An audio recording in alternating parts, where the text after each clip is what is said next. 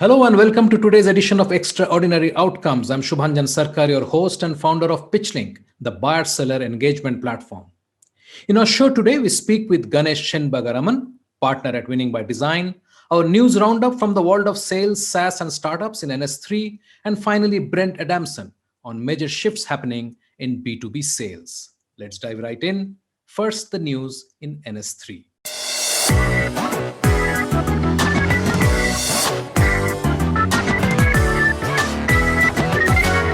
In this bulletin, FCC issues $225 million in fines to two companies. Visionary companies prioritize sales enablement, shows report. Optimizely acquires Zeus. Survey shows EQ matters more than IQ for founders. The US Federal Communications Commission, FCC, imposed fines of $225 million on two Texas-based telemarketers. The companies made about 1 billion robocalls, many of them illegally spoofed as part of an illegal health insurance scam. The calls claimed to offer health insurance plans from well-known insurers. The spoofed calls knowingly violated the Federal Trade Commission's National Do Not Call Registry. Seismic's annual sales enablement benchmark report, based on a global survey of more than 1,000 sales enablement decision makers, shows that visionary companies driving the most significant growth make sales enablement a strategic business priority across the entire customer lifecycle. The study found that organizations with the most mature sales enablement programs follow 5 best practices, such as C-level leaders championing sales enablement and using data-driven insights to scale best practices across the organization. Digital experience platform provider Optimizely has acquired Zeus, a customer data platform provider, bringing customer context to digital experience creation and optimization processes. With the addition of Zeus, Optimizely helps organizations harmonize, understand, and act on all of their digital data in one platform.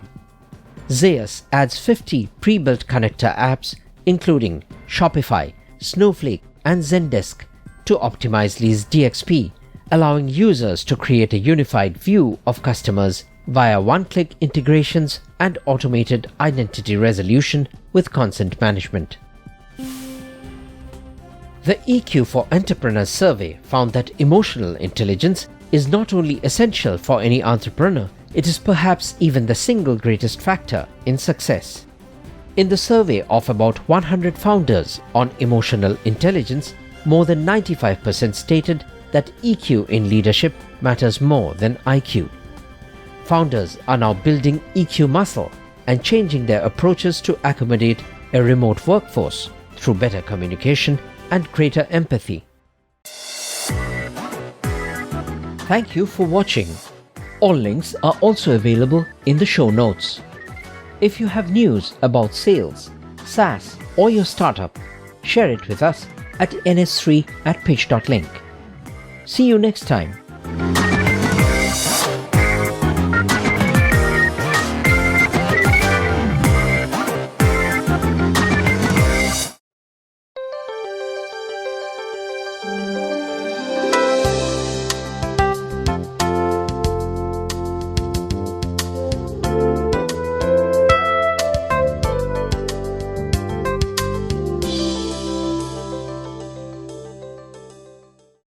Meet Ganesh Shenbagaraman, a partner at Winning by Design, a premier provider of strategy consulting and coaching programs for sales and customer success organizations in the technology industry.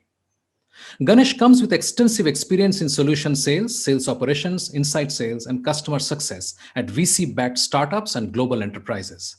He has a successful track record in sales acceleration, using global teams and leveraging mature sales management techniques. His broad management and technical experience emphasize operational strategy, planning, financial control, high-quality execution, diverse talent acquisition, and leading high-performing teams. With a career primarily in software sales, Ganesh brings a balance of skills in venture integration and global go-to-market strategy execution.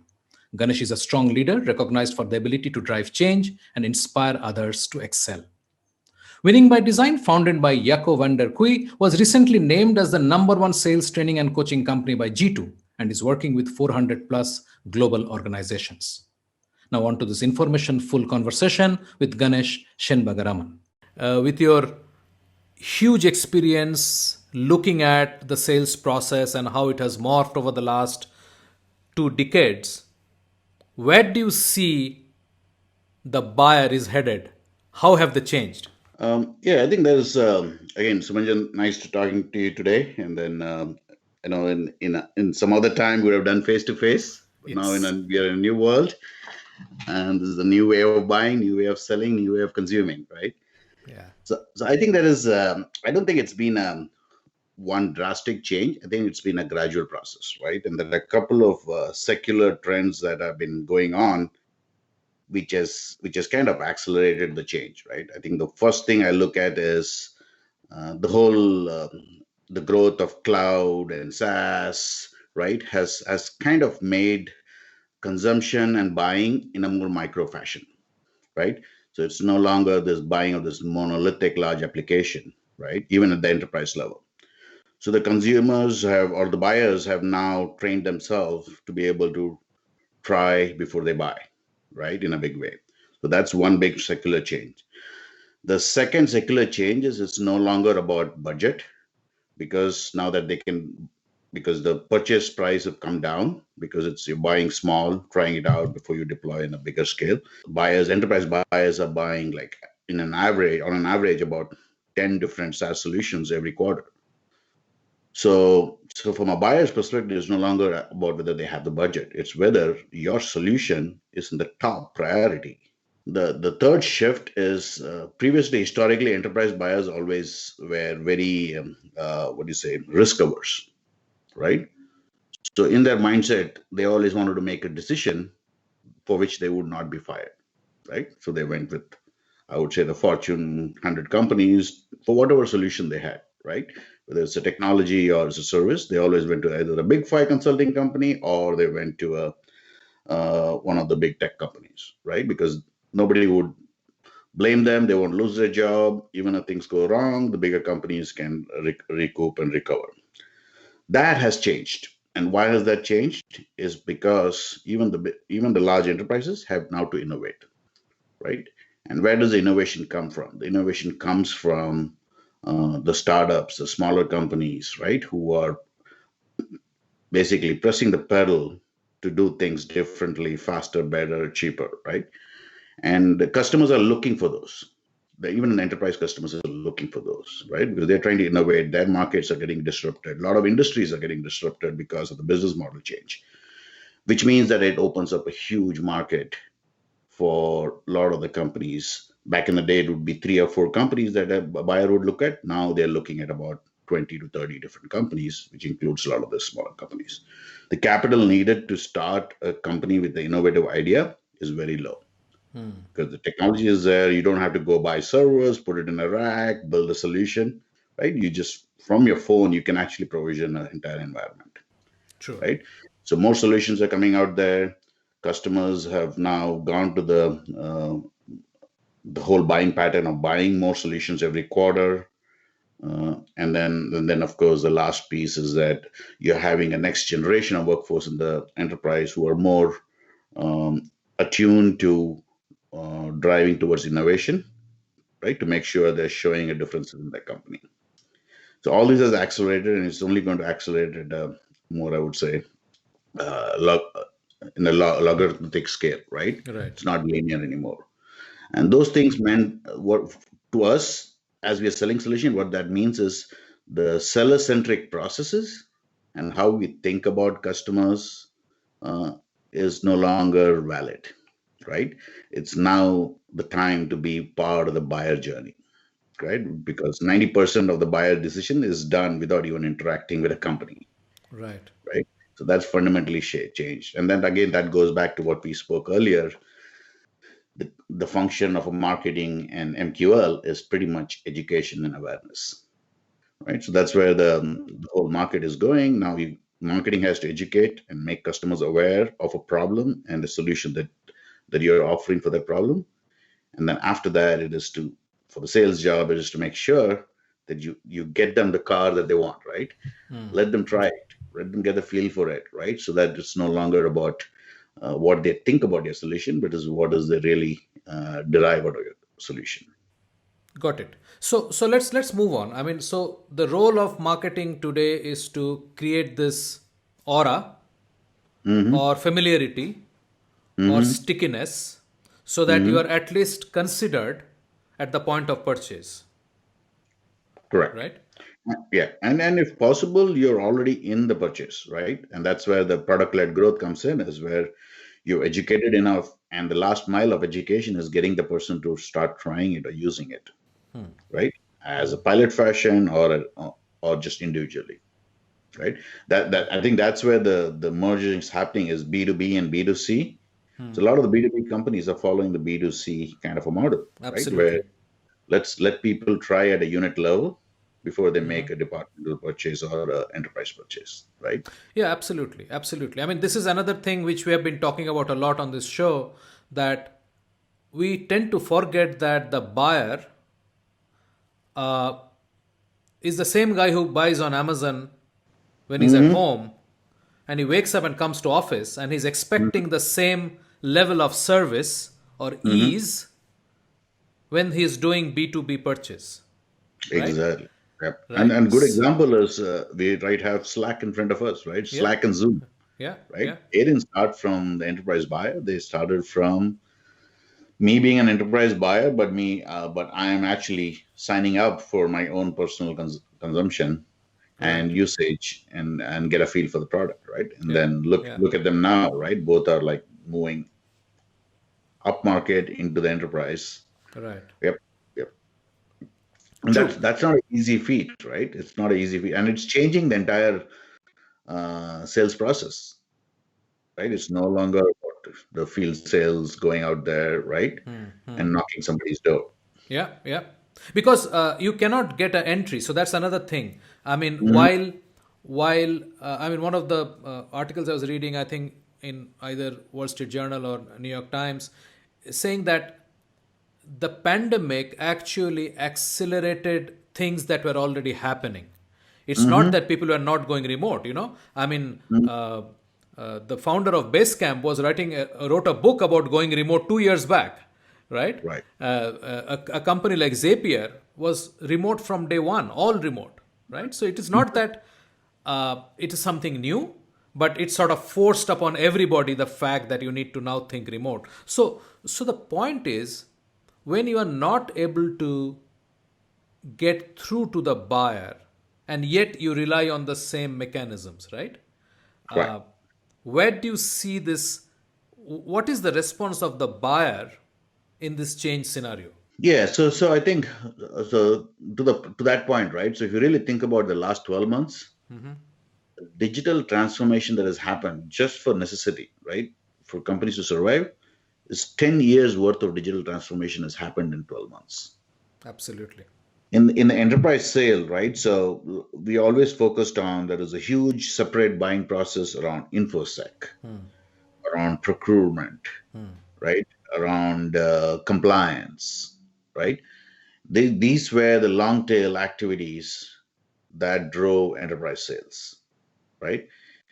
Now, as you go towards a product led growth strategy or a product led sales process where marketing is doing the education, the awareness, and everything, you're not doing those long tail activities, which could take months, right? You're not doing that without having a champion or an influencer, right?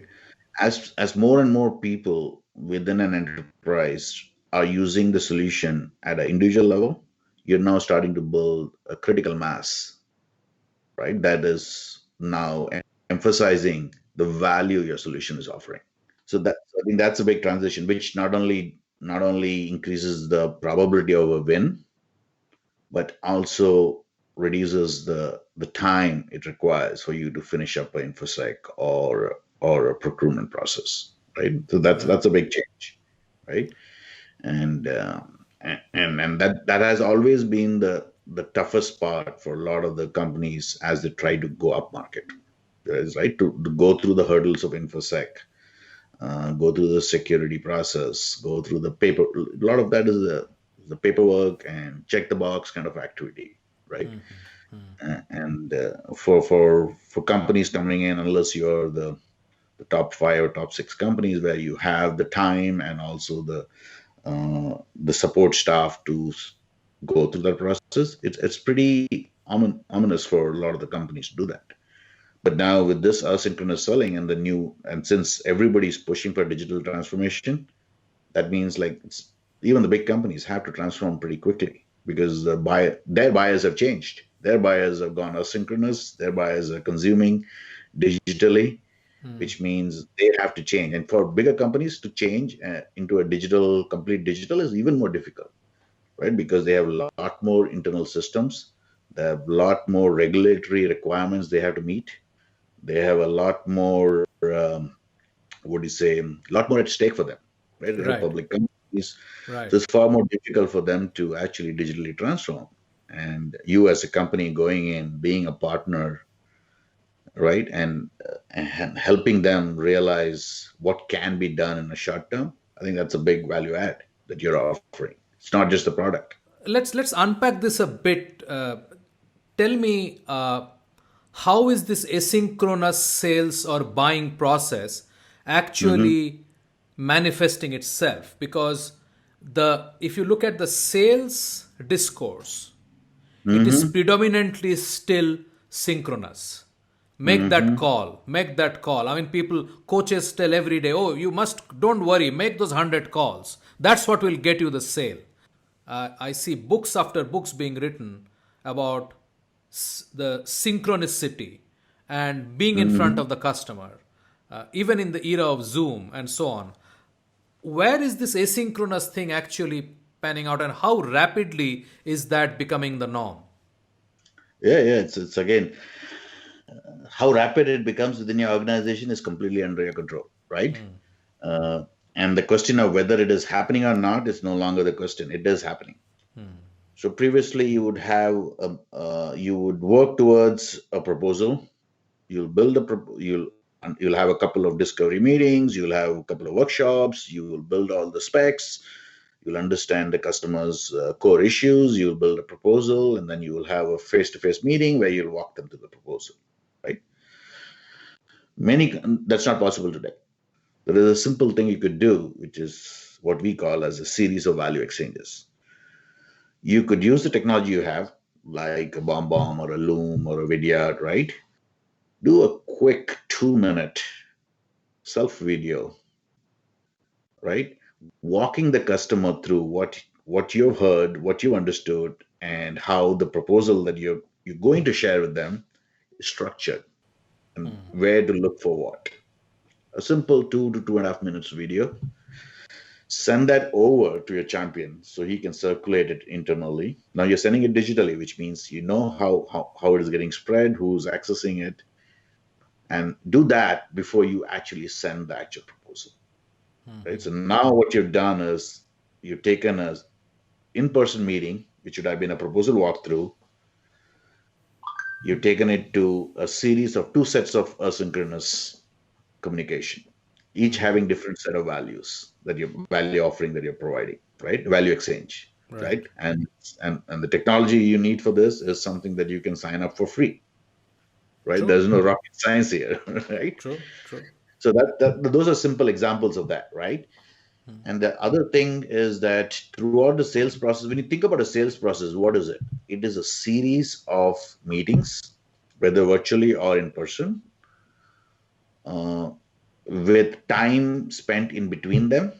And then at each of the series of the meetings, there is some sort of a exchange of value. Now, with asynchronous, when you're doing everything remotely, the flexibility you have is you can shrink the time in between meetings. Okay. And because you can do it in a recorded fashion, you can also have fewer meetings. Right. And then because you're doing it in a recorded fashion, you don't need to have, you're not faced with the same challenge you would have had to orchestrate availability of multiple stakeholders. Okay. So now when you look at number of meetings, the time in between meetings, so each meeting can, like how we have conversion rates, right? We think about MQL to SQL, SQL to SAL, right? And all of that combined gives you a win rate, right? And sales cycle. Now each meeting can be thought about having a success rate, right? So now if you start calculating the win rate, it is a conversion rate of each meeting and the total time in the meeting, which is almost negligible because you're doing it remote, but it is basically the accumulation of the time in between meetings. Right. So, Right. so now by just controlling the number of meetings and the time in between meetings, you can easily do a 20 to 30% increase in your conversion rates. That's an interesting point to bring in the other issue we spoke about uh, a bit earlier. That is the 5% problem that we have, Mhm. right? In B2B, I know these numbers are like debatable because Gartner talks about 5%, Forrester talks about 1.8%. I'll not get drawn into that, but Mhm. it's a very low single digit number, which is Mhm. our current lead to conversion uh, industry standard. Yep. And obviously, it takes no genius to say that that's a very bad number, but we are not discussing about it. I mean, it's elephant in the Mhm. room, but nobody talks about it. But my guess is it's even worse than what it was 12 months back. Because a Yes. lot of these digital channels like LinkedIn are like, you just look at your own LinkedIn profile, right? The number of emails I get, which Yeah. are from people who have not even, don't even understand who I am, what I Yeah. do. Yeah. It's like, it's just too much noise now. Yeah. So you shut Absolutely. yourself off, right? So if you take what's happened in the last 12 months, and everybody now, there's so much automation there that you don't even know it's a person or some system doing it or some third party doing it for them. Right. Right. What do you do when you're flooded with so much inquiries? You just shut it off, which Yeah. means that whole channel is gone, right? Yeah. Which means the actual conversion numbers will be even worse, True. right? We'll True. wait for Gartner or somebody to come up with the real numbers, but I'm guessing it's going to be way worse than what it was 18 months back. Right. So, how do we actually come out and do meaningful discussions, shorten the sales cycle, and yet come out with a conversion rate which is 30-40% better than where we are? Because 40% better of 5% it still takes us to only 7%, right? Hmm. It's Hmm. still less than 1 in 10 that we are converting, talking about. I mean, ideally it should Right. be more like 3 or 4 in 10 than otherwise. And of course it's a complex situation because there are 5 other guys after the same 10 guys, right? End of the day. So Right. so it's not that you are in a unique situation. I have identified you and nobody else knows about you. That's not possible, Mhm. right? It's too much Right. of data out there, too much of information. So how do you actually manage this? How do you use this asynchronous selling era to actually break through this situation which we have created over the last 20 years? Right. Right. I think it'll all go down. It all comes down to what we call as the three R's, right? Research, relevance, and result or reward, right? So all those three put together is a compelling way to do a value exchange. When they're having interaction, right? Whether the other person responds to you or not, you want to make sure that one interaction, you there has been some value that you have delivered. There may not be any action after that interaction, but at least the person you're interacting with may have taken one aspect. So I think that's the grounding principle you need to have is every interaction is not an activity, but it is a value exchange. Okay. Which means it changes it from a numbers game to a quality or value game. That's number one, right? The second one is organizations quite often don't leverage the insights and the depth of information they have from the right side of the organization. When I say right side, when you think about a bow tie, you have the buying journey and then you have the consumption journey, right? So you have customers who are using your product, are deriving value, right? So there is a need for companies to go back, look, talk to the CSM organization, talk to the customer support organization, and identify in a very methodological fashion um, who are the customers that they want more of, right? Who are the profitable customers for them, where they have been able to impact their business the most, right? And what are the attributes of that firm or that set of individuals, right? And then also have the stories around how your organization has impacted that individual or that company, right? And you got to take all that information and bring it back into your prospecting organization, and which means they then can do a research on who's the lookalike for that, right? And once you have a lookalike, you need to do the research on, hey, who's the person, what is the latest information that person has published or has gone through, the company has gone through, that you can then create the relevance, right? And when you're creating the relevance, you're creating with acknowledgement of what that person is going through, right? And also sharing how somebody else had gone through that same scenario, how they managed to achieve a result, right?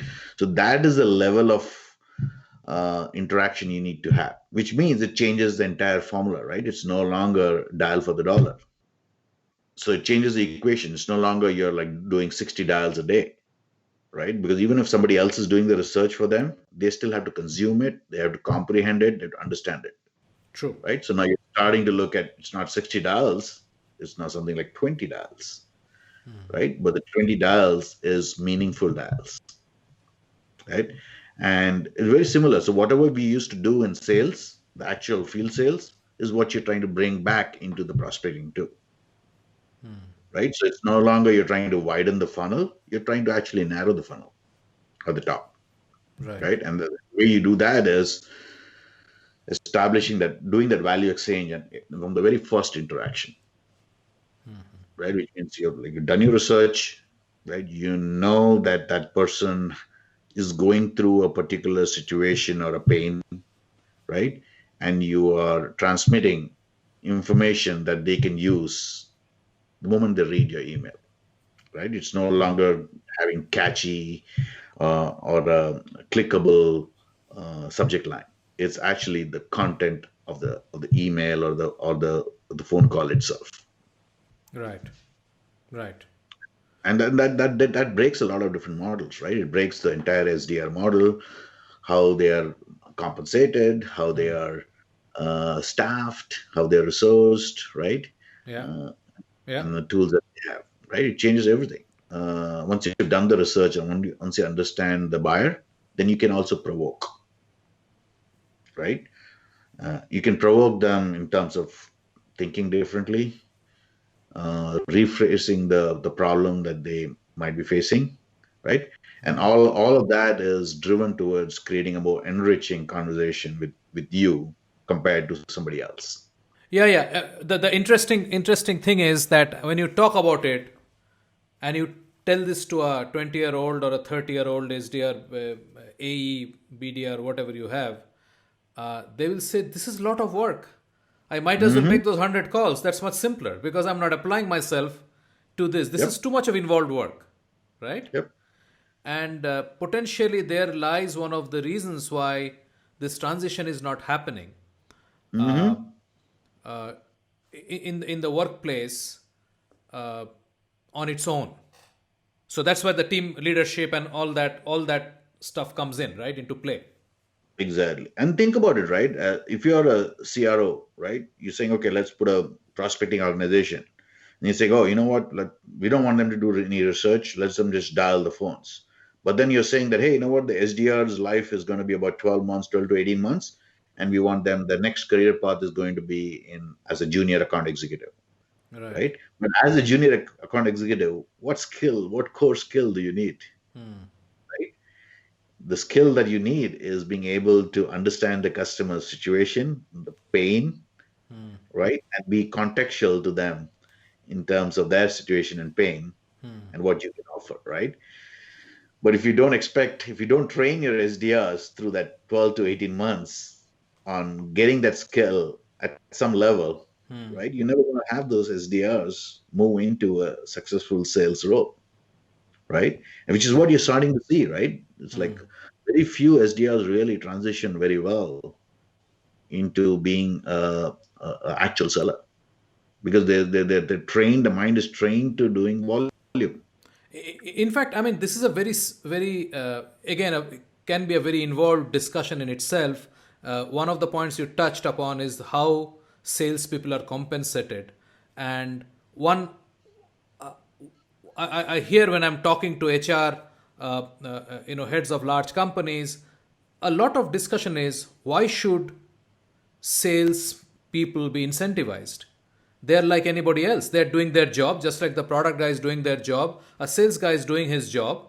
All Hmm. this whole incentivization structure is because you want to de-risk your own investment in them, right? Yep. I mean, Yep. so that's one point. The other point is that sales folks are understanding that you will get increasing responsibility, you will be moved up the funnel, given more responsibility without really any significant change in how much you are getting paid.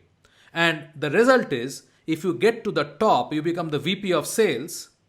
The average tenure of the VP of sales is today 1.5 years, Yep. 18 So, but months, right? So it's a very I mean, we have actually sort of painted ourselves into the corner when you're talking of sales, I mean, from every direction, right? right, right, right. The question that I have is, if you are a new company, so lot of the data and lot of the research and part of the 3 R's are applicable if you already have lots of uh, customers. You can get your definition. You can look alike cohorts and so on. But if you're a new company, how do Hmm. you how do you go about doing it? Is it to start by analyzing your quote unquote competitors customer? Is that the starting point? Yeah. So I generally like again here winning by design, right? We're doing very everything we do is in a more scientific and mathematical way, right? So I don't think the best place to start is you never want to run your business looking at your competitors pure primarily, True. right? True. So like let's say if you're a new company, right? You're in the product market fit stage, right? The only piece that you really don't have out of the 3 R's is the last one, the results and reward, because you don't have existing install base that you can say what they've done. But you build the company around an hypothesis, Right. right? Which is some pain uh, that is being faced, right? So that hypothesis wasn't built in a vacuum, Right. right? So the research is still there. You can still research whether a brand or individual faces that problem, right? And the relevance is still there because you can research the company and try to see whether there's any breadcrumbs that indicates that the person has realized that they are facing that particular problem, right? So the first two are also still there, right? The jump that you have to make is once you have that connection using the research and relevance is how do you bridge the gap of the last part where you don't really have an existing customer that you can prove the value, right? And there are techniques for that, right? That's where you have the early customer benefits where you put the customer say as a showcase, right? In a podium where you make them the thought leader, right? For taking the risk. There are concepts of pilots, right? There's a concept of basically giving preferential pricing or lock-in pricing for being the first few customers. So there are benefits you can provide that can overshadow the the fact that you don't have real customers, right? And then Right. you can make sure that your buyer becomes a thought leader, right? By association, Right, right? right, right. That's great advice, because I do talk to a lot of startups as well, and this is who sort of understand and sort of they see that the traditional sales model is not working, Hmm. and it is not working. That's the truth. Hmm. Uh, they get stuck there. That look, I don't have the base, and how do I then move forward? Because the presumption of any of this is to start with analyzing what your existing cohort is doing, and Right. there is no analysis available. So that's a great point. Like if you listen to a lot of the startup founders talk about their company, they always start with their own personal anecdote, Yeah. right? A problem that they faced for which they created the company, right? It's True. so they have it, right? They have Yeah. it. Yeah. Yeah. Absolutely. Great. Ganesh, thank you very much for your time, and I appreciate your doing this right in the morning. Thank you very much. Thanks a lot.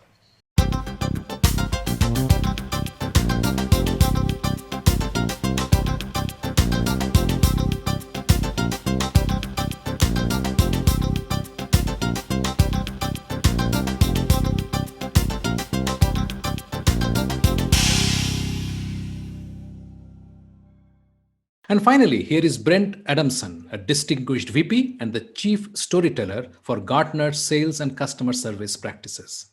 He's also the co author of the best selling books, The Challenger Sale and The Challenger Customer. Here is what he sees as one of the major shifts taking place in the B2B buying and selling, machines buying from machines, and where that leaves us, sales folks. Now, where this I think gets really interesting and really complicated is the degree to which this sort of machines buying from machines play seeps into business to business, because then all bets are off when it comes to things like, do I need salespeople? I mean, we are by no means ready to declare the death of the salesperson. We are nowhere near that today. But it was just 2 weeks ago, I was talking to a head of sales at a Fortune 100 company who told me they're already beginning to see that, where a computer algorithm makes the purchase decision. So the buyer and the seller, these are companies, put in all of their requirements, and the algorithm makes the decision, and the purchase just happens. So this is not just the future, this is happening today. And I think we're only just now, all of us collectively, beginning to wrap our brains around, what does this mean for sellers? What does this mean for marketers? What does it mean for consumers? What does it mean for branding? To think about this or not to think about this, that is the question. That's a wrap for today, friends. Thank you for watching. Until next time, stay well and convert more.